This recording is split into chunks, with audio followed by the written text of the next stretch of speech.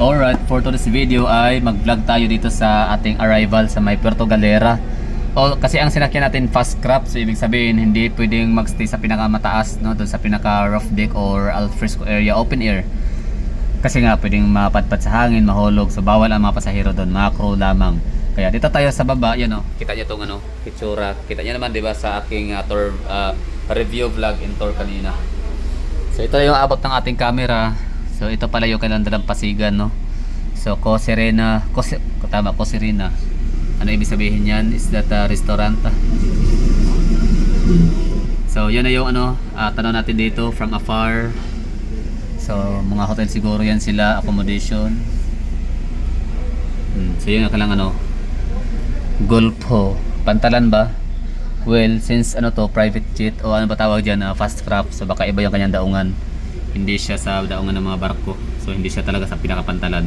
So dito naman na side, kung anong view, ayan mga fast craft, pantalan pa rin pala talaga siya, pero parang maliit lang siya na napantalan. Daungan.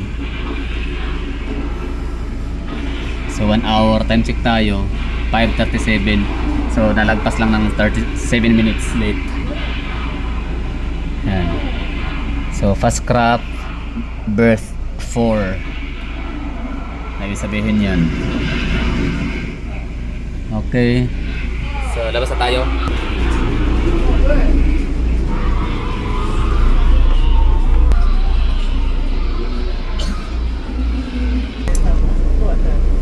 So ito yung natin review. So pinakaon ng lapag sa isla ng Mindoro, Puerto Galera.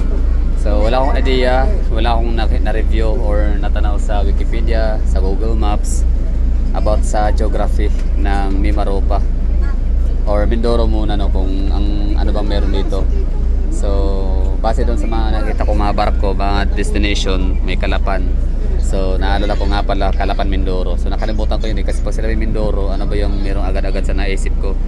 So it's Puerto Galera yung naisip ko agad, so hindi Calapan.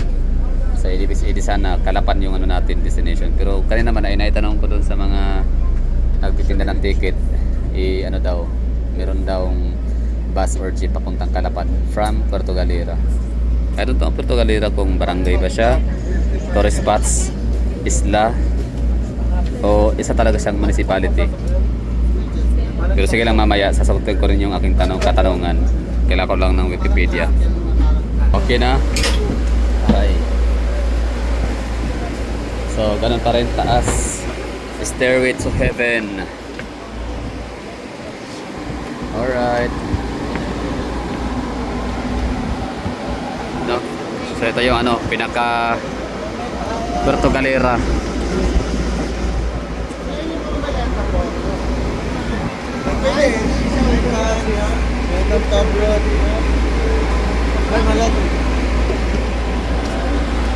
Okay.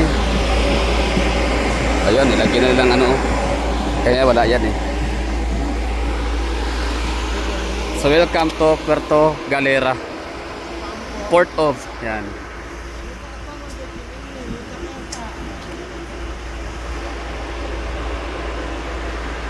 So andito tayo, no, sunset. So ibig sabihin nasa north tayo, na side Batangas. Anyway, kalimutan na natin yun. Basta ito yung importante, nakadaong na tayo.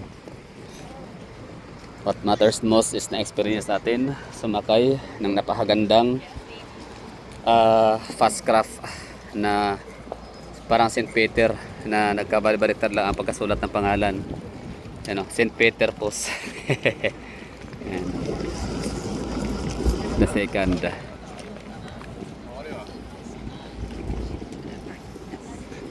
Okay. So let's go. So ibig sabihin, yun nga, hiwalay ang pontalan ng kasi inisip ko kanina, dito rin dadaang lahat ng mga barko na nakita natin doon sa Batangas kanina. Yan pala magkaiba, no. So siya, ang pupunta ng Puerto Galera, ang dadaong nito yung talagang pang Puerto Galera lang talaga siya. So bakit konti lang yung tao na pupunta dito? So ibig sabihin Maliit lang yung lugar, hindi siya malaking bayan. Hindi siya malaking municipality kung siya man ay municipality. May nakalagay oh, welcome to Puerto Galera.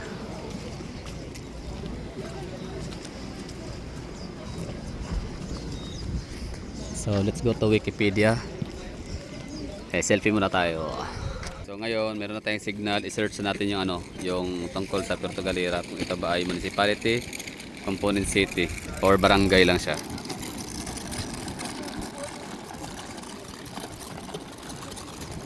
So, ang sabi ni Wikipedia, Puerto Galera is a municipality. Okay.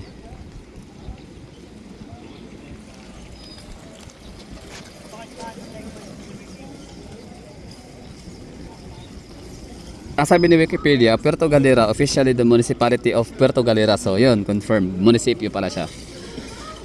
A municipality of province in Oriental Mindoro. Iyon. So, according to 2024 census, it has only a population of 42,000. So, maliit lang, no? Small town lang siya. Pala. So, just a small town. Founded siya 1574. So, luma din pala to. Isa pala to sa mga matatandang municipality. So, environmental fee dito, no? For information lang is 120 pesos. So, mas mura lang siya ng 30 pesos kumpara sa Boracay. So, ibig sabihin pala, maganda, no? Maganda pala tong Puerto Galera kasi environmental fee. Is siya. Environmental fee is 120. Sorry medyo tayo lag. Meron pa tayong mga brain fogs marami kasi wala tayong tulog. Kunti lang. So ano pa bang natin, so welcome to Puerto Galera. Ito pa yung itsura. So kumusta, no? Anong itsura ng Puerto Galera? Kumusta kayo dito mga taga 42,000 population? How are you? Kumusta ang buhay ng isang Puerto Galeran? Or Mindoron yan. Ano kaya ang tribo dito? Papatuloy natin basahin siguro. So, ang kanilang mayor, tingnan natin, ayun, So, Paliter Hugis, siya, parang yung sa golf, pangbat ng golf. Anyway, ang kanya hitsura, Puerto Galera. So, Calapan, malapit. Hindi pala malapit si Calapin, no? Calapan.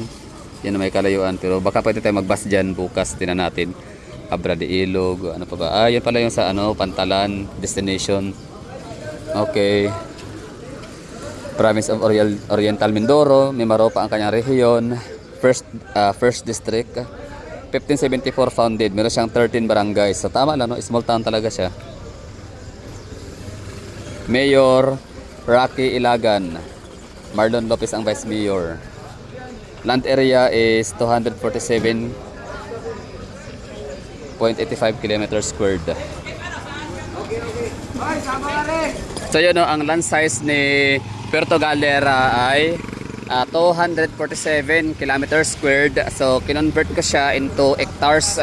So ang kanyang hektarya ay 24,700 hectares. So malaki ba yung 24,000? The answer is yes, no? So enough talaga siya para kung baga pagyayaman man siya, pwede siya maging highly urbanized city. Pwede itong tirhan ng mga 2 milyon katao. At 3 milyon. So ayan, no? So dyan tayo galing na Pantalan.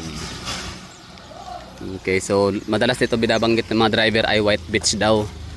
So okay. So White Beach mga nire-recommenda kasi tinatanong nila kung saan ang destination. Syempre hindi ko pa siya masagot kasi nga itong aking paglalakad ay kahit pa meron nang nakausap na accommodation pero hindi pa ako nag-down, hindi pa ako nag-partial. So walk-in lang ang magiging datingan nito. So far okay na naman kung gagabihin, may pera naman tayo kahit paano. So pwede tayo makahanap agad-agad ito ng kahit di baling mahal basta meron matulugan. So yan ang kahalagahan talaga kapag may pera ka kahit paano. Kung gusto mong maglakad-lakad random sa random places, random na tawag na ito lugar, di walang problema, no? So kung napagod ka kakalakad, so pwede kang maghanap lang ng hotel around the corner, marami yan dito.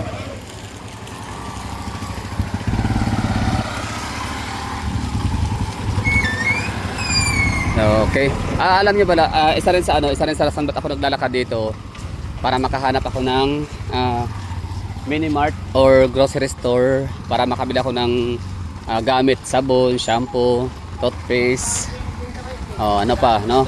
Kasi magsistay ako dito ng medyo matagal, ilang araw, siguro mga 5 days, depende, no, sa gusto ko. Kasi yung flight ko pabalik ng Davao ay ano pa,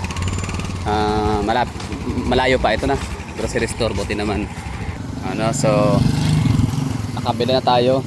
So ganun ha, ito yung gusto kong mangyari sa buhay ko, yung ako'y pupunta na isang lugar, ayaw kong mag-travel in tours, ayaw kong may susundo sa akin, although inoferan tayo, pero mamaya magpapasundo rin naman na tayo, pero gusto ko munang enjoyin itong view ng Puerto Galera. So yun ang so nakita natin tahimik, peaceful na pantalan, walang mga vendors, sumasalubong na mga kung ano naman dyan mga nagbibenta, wala, no? So galing, ang ganda.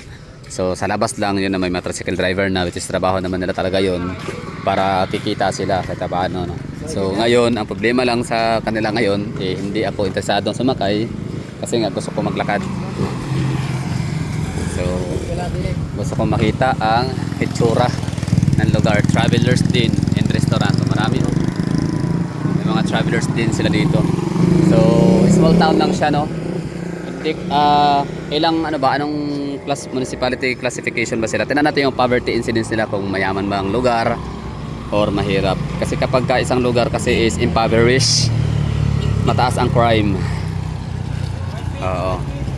Although hindi lahat ng lugar na mahihirap ay mataas ang crime, pero usually isa talaga sa nagtutulak na gumawa ng krimen, hold up, robbery is ang dulot ng sobrang kahirapan. Walang opportunity na makapagtrabaho at kumita ng marangal, kaya yung chance lang nila is yung mambiktima, mga ganun. Pero tingnan natin, yung kailang poverty incidence ay 14,000 16% ang kailang PI, no, poverty incidence. So ang kanyang income class municipality is first class, so congrats, very good kahit paano, no. So siya, kahit paano pag-receive yung syudad. So yun nga lang, mataas ba ang 16% na poverty incidence?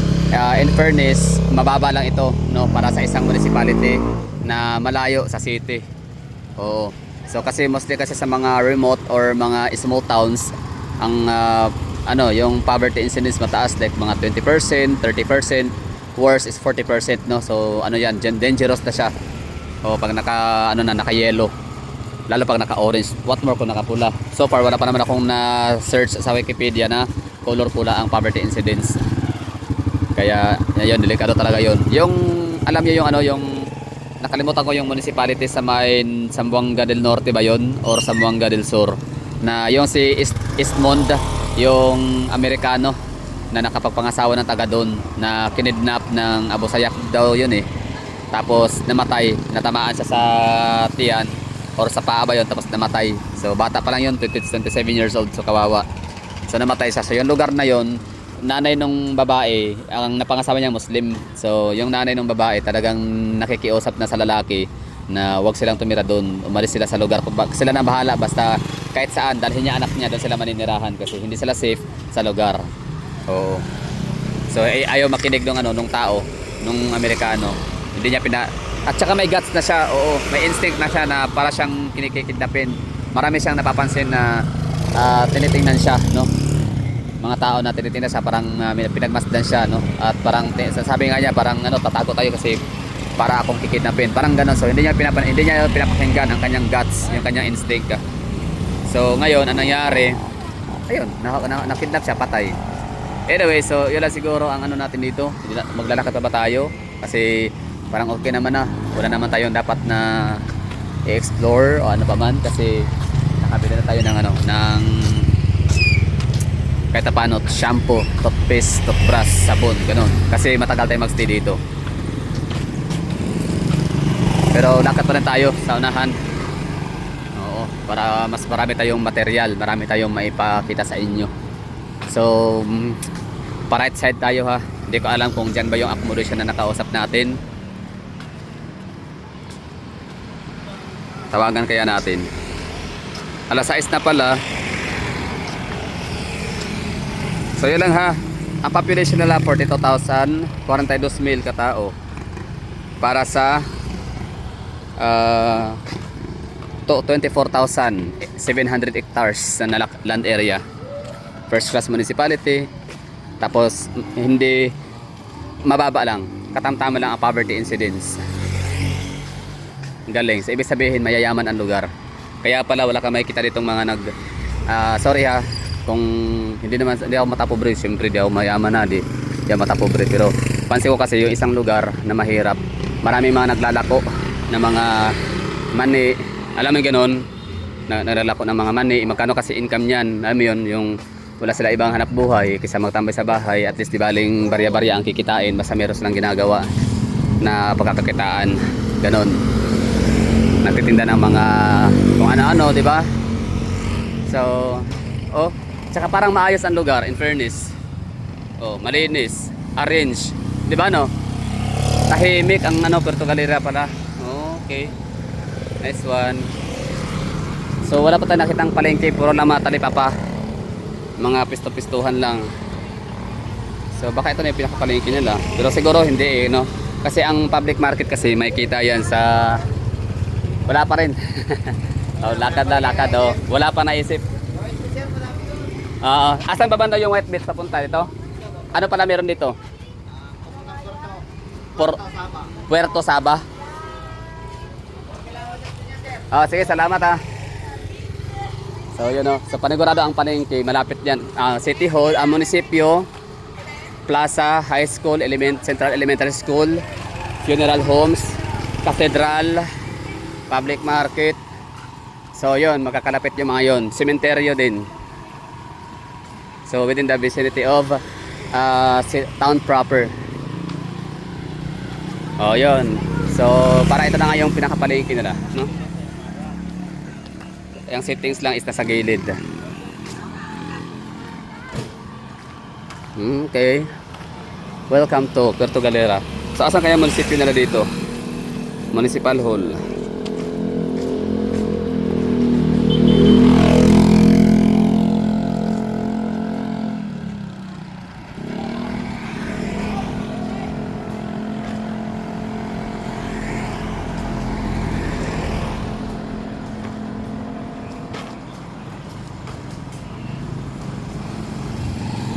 Okay, kachat ko lang ngayon ang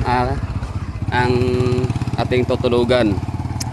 Or kapag nakakuha na po kayo ng tricycle, kausapin po ninyo ang driver. Paki-message po ako at call ako para makausap ang driver. Okay, noted. Kraken Hostel, di ba? Kahit dito lang marami. So mararamdaman mo na isang lugar talaga, tourist spots, kahit hindi man siya malaking syudad, hindi siya highly urbanized city, small town lang talaga ang Puerto Galera, pero kita mo ang daming mga hostel, ang daming mga inns. Ibig sabihin tourist spots ang lugar, town proper. So ang mga laging tinuturo dito, nire-recommend ng mga driver, White Beach daw.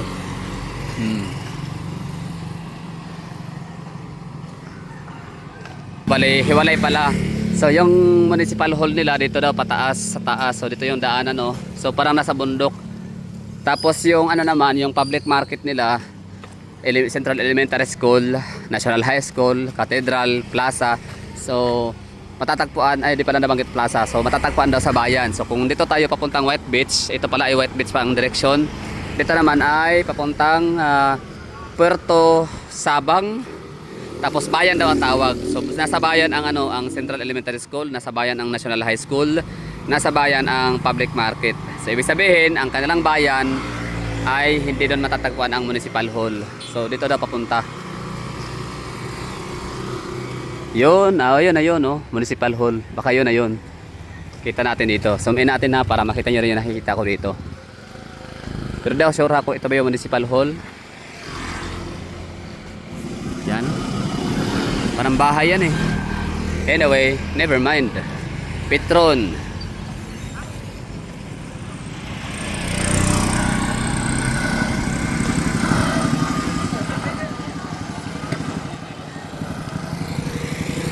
Okay.